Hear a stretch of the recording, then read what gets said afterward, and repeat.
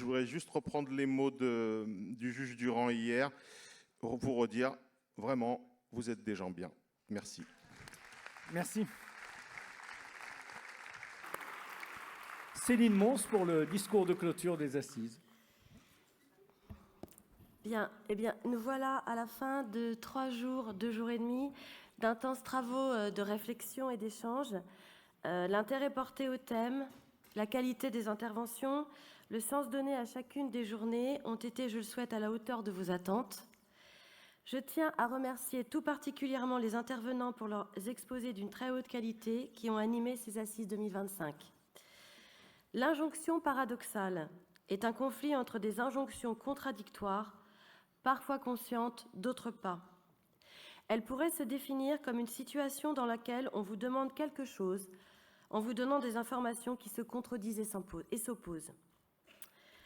Est-ce à dire qu'il n'est possible d'obéir qu'en désobéissant ou désobéir en obéissant?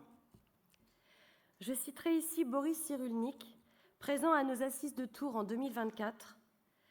Le paradoxe de la condition humaine, c'est qu'on ne peut devenir soi-même que sous l'influence des autres. Et effectivement, des influences, nous en avons beaucoup.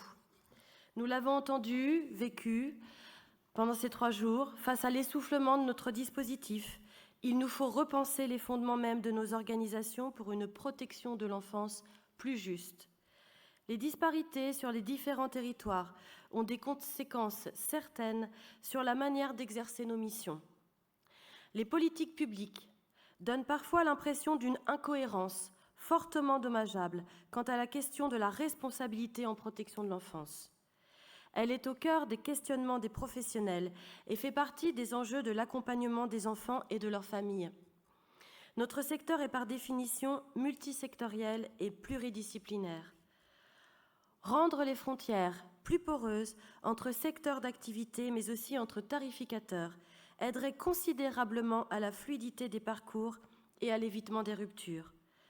Trop souvent, nous sommes entravés dans les projets construits pour et avec les enfants et leurs familles par des logiques en silo qui ne permettent ni la créativité ni l'innovation.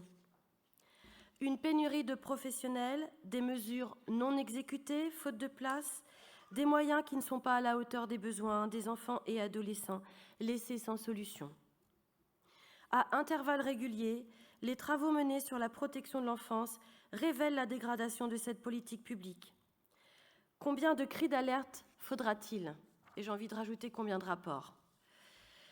Nous attendons un engagement important de l'État, une mobilisation pleine et entière des différents acteurs et un véritable soutien vis-à-vis des professionnels. Le CNAEMO défend depuis plus de 40 ans l'idée d'une équité territoriale.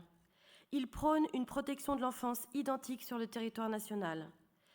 L'attention portée à l'enfant et à son développement doit rester une préoccupation majeure de notre société. Ceux qui prennent soin de l'enfant au quotidien portent une partie de la responsabilité liée à son avenir. Assurément, ces assises ont amené à réfléchir à une protection de l'enfance plus juste et à proposer des modèles innovants.